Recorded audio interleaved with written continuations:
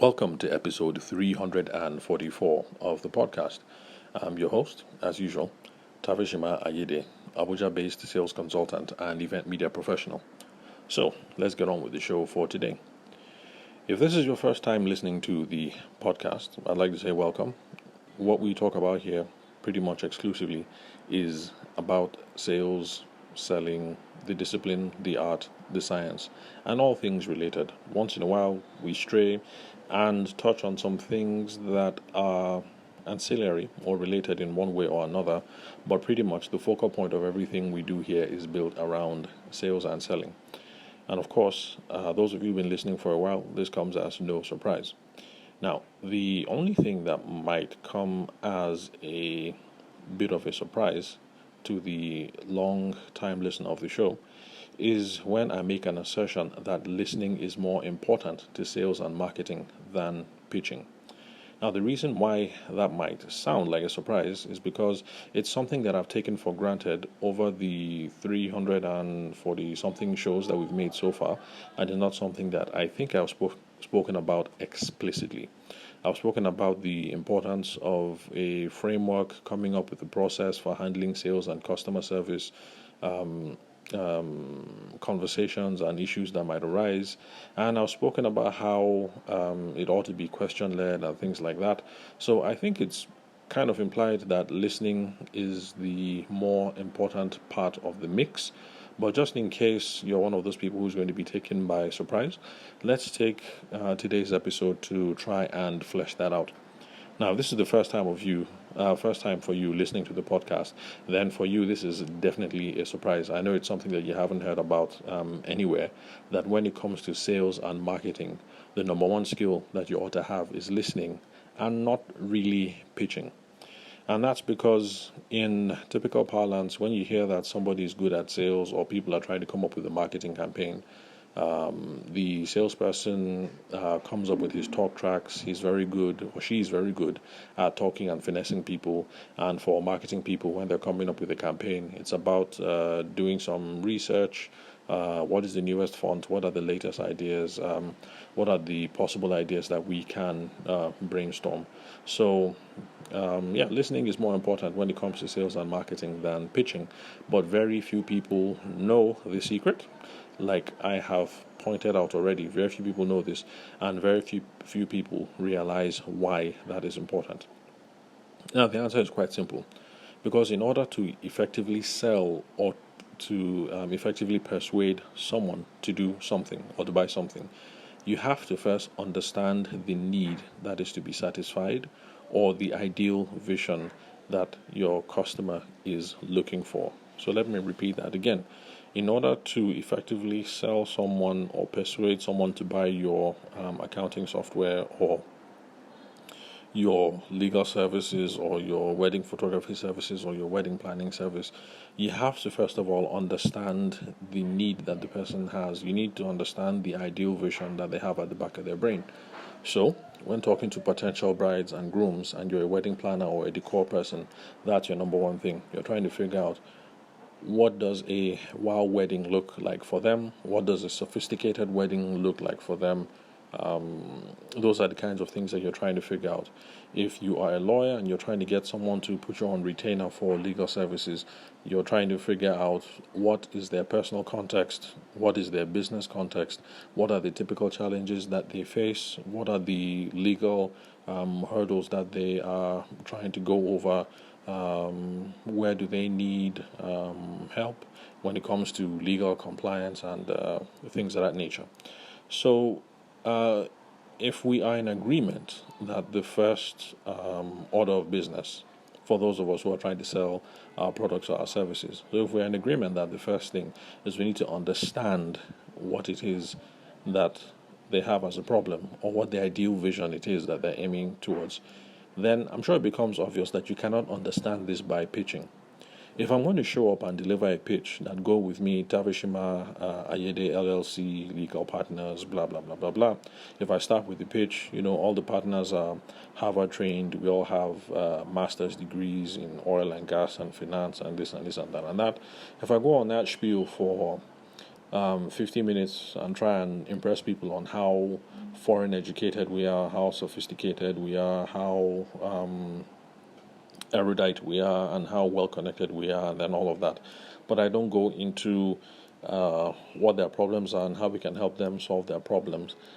At the very best, all that we would have achieved in this situation is just get people to say, wow, Atavi Shima is a correct guy. His partners are correct guys and girls, and it looks like the top notch group.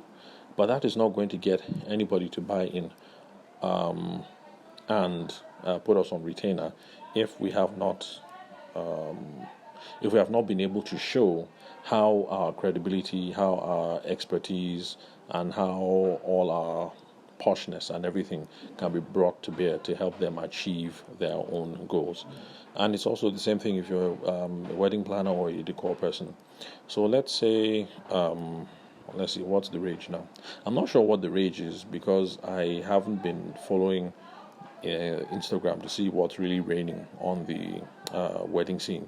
But let's just assume that maybe beach weddings are what's in vogue right now.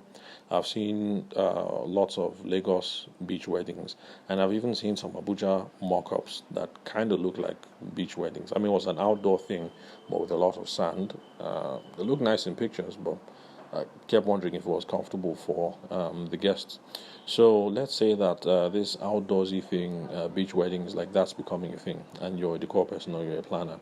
If you come and you sit down immediately and you start making a pitch about how you need to go to Elegushi Beach or some private beach or Usama Dam in Abuja or Obudu Cattle Ranch or whatever, if you just come and sit down and then start making the pitch, you might wow people with some of the creative ideas that you have there, but it might fall on deaf ears if really, even though they have all the money in the world, what they want is just to explore some simple traditional ideas.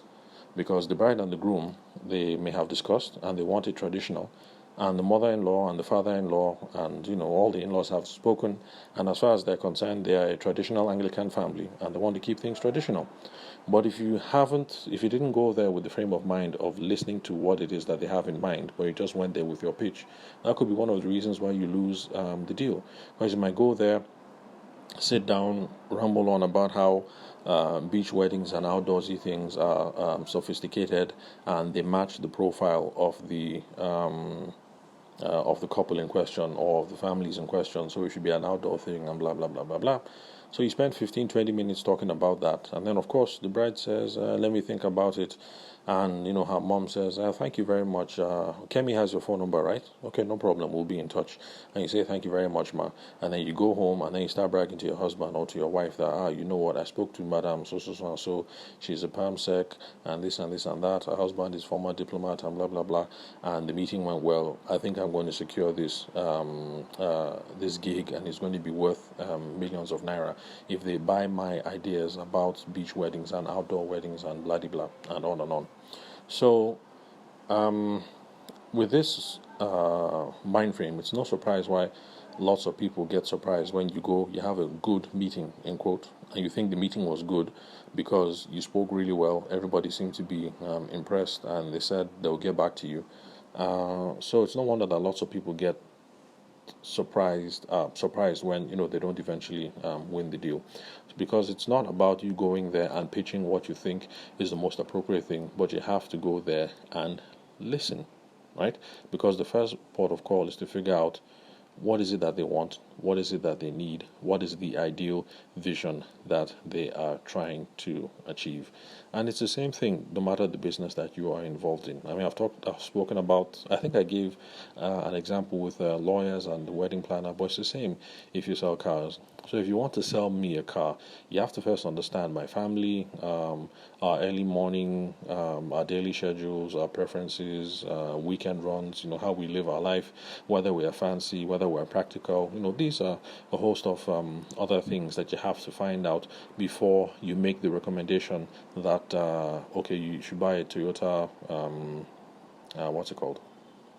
Is it a Land Cruiser? No, not Land Cruiser. There's a big Toyota Jeep that is really spacious. I can't remember what it's called. Is it the Highlander? Yeah. So you don't just go in there and then make a recommendation that, okay, this is a young guy, looks like he has some money, and it looks like he has a bunch of kids, so therefore it should be a Highlander because it has a lot of space. It's possible that you speak with them, with the family, you get a sense of, like I said, whether they're fancy, whether they're practical, what do weekends look like, what do days look like, what are the specific things that they like or they don't like. And at the end of the day, might come away from the conversation realizing that actually, even though you have the Highlander and you have lots of Highlanders to sell, perhaps this couple might be much better served, this young family, if they bought a Venza instead, or if they bought a Toyota. I can't remember what it's called. There's a Toyota brand that is kind of like a bus, like a mini bus. Seats 4 in the middle, I think 4 in the back, and then 2 more seats in the boot. It's not a Venza. Gosh, I can't remember the name. Anyway, but the bottom line is it's not about your inventory or what it is that you want to sell or what you're going to make the highest profit on, but it's about their needs. So you don't just show up there and then say, you're a big boy and, to match your life, you should buy a Toyota Highlander. For them, it might be a Venza or any other family bus, any other thing in kind of like the family bus range of Toyotas or another brand altogether. So that's it pretty much. So I think that's it pretty much. That's just the gospel that I came to come and spit over here today. When you head into conversations, it's all about listening first, and that is the reason why on the podcast I harp on a lot about how to handle the conversation, the kinds of questions to ask and things like that, because you should be asking open-ended questions to get people to talk about their circumstances, about what they need in cars, about what weekend runs look like, about what kind of problems that they're facing in the business.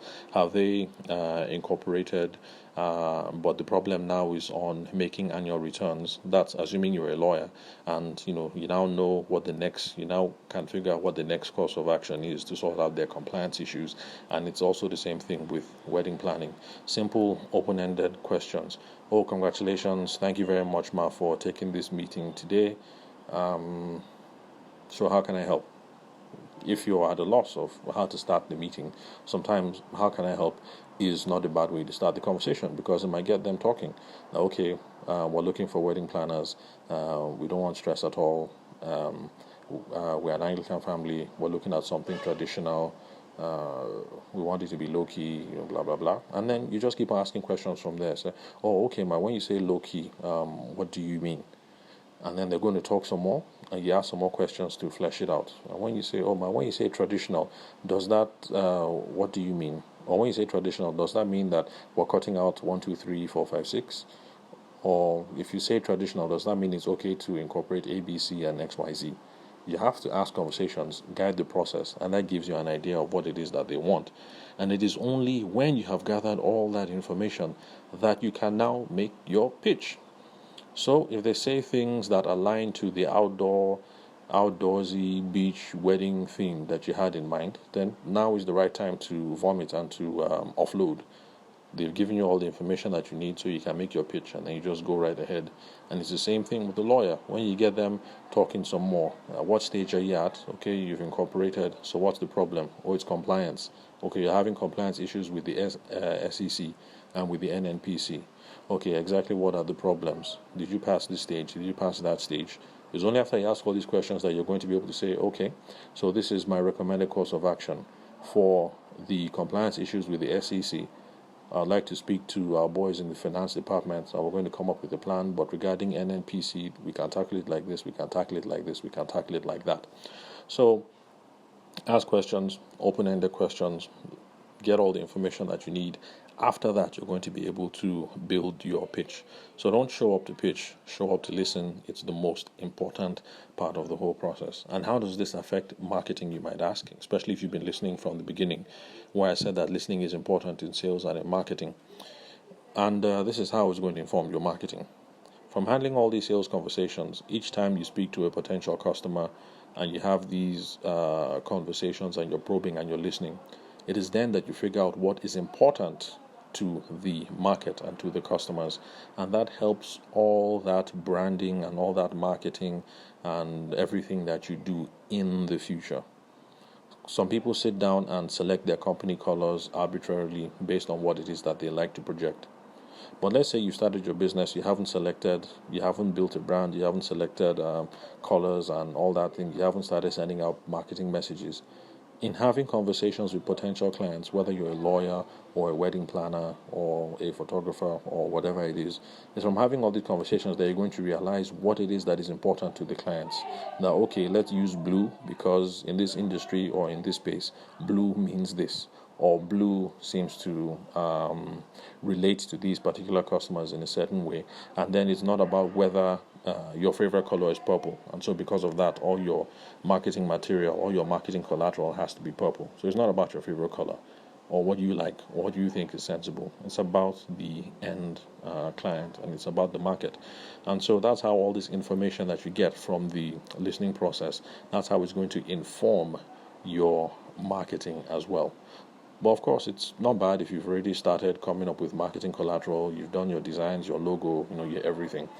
From having all these conversations, you're going to get all the information that you need to be able to tweak stuff. So if you need to change your market messaging, the things you've been boosting on Instagram, this is how you know that you have to tweak your words and tweak your messaging. If you have to tweak your fonts, your colors, your website, your whatever, that is how you are going to get all the information that you need. And that is the reason why listening is the number one superpower when it comes to growing your business and not pitching. So when you pick up the phone call, when you show up to the potential customer, just remember, it's about how well you're listening. It's not about how well you are pitching. So thank you very much for listening to today's episode. Thanks for the time and attention. I'll catch you guys at the next recording.